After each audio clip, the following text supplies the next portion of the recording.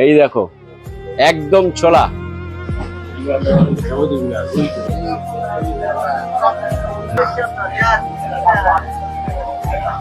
দেখো অবস্থাটা দেখো, বলে না কুকুর বিড়ালকে নাই দিলে মাথায় ওঠে, একে দাদা এত সুন্দর আদর দিয়ে দিয়ে রেখেছে এই মার্কেটের মধ্যে।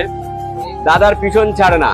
এর এখন কিন্তু অন্তঃসত্ত্বা, ঠিক আছে, এর পেটে বাচ্চা আছে, যেহেতু একটু আরাম নিচ্ছে। আর সবার কাছ থেকে একটু, যত মার্কেটে লোক আসে, এটা ফেন্সি মার্কেট, যত মানুষ আসে এখানে কেনাকাটা করতে, একে একটু আদর করে দেয় ওইভাবে। যেহেতু বিল্লি তো সবাই এই যে উঠে পড়েছে, দেখেছো তো? হ্যাঁ, প্রতিদিন আসে। মানে আপনি এত আদর করেন, আপনার কাছে চলে আসে যেখানেই থাক। ও এখানে ঘুরেও বেড়ায়, ঘুরে বেড়ায়। আমার এখানেও আসে, সবারই কাছেই যায়। এ কি অটোমেটিকলি নিজে নিজে এর উপরে এসে টেবিলের উপরে এসে শুয়ে পড়ে? দেখেছেন তো, দাদার টেবিলে কিন্তু অটোমেটিকলি নিজে এসে বসে যায়। চলুন, দেরি করে খুললে দেরি করে খুলে আমার বরুণদা কি বলছে শুনুন।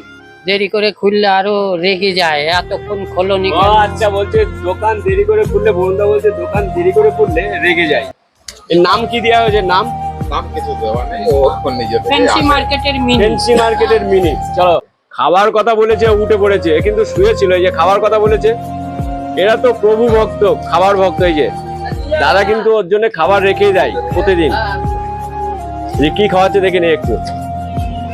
ওই যে প্যাও প্যাও শুরু হয়ে গেছে। ও এই দেখো একদম ছোলা।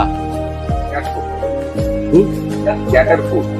ও আচ্ছা আচ্ছা, এই যে ক্যাট ফুড কিন্তু দাদা কিন্তু কিনে রেখে দিয়েছে একে খাওয়ানোর জন্য। চলো সজল কেটে দেখে দিলাম। গুড।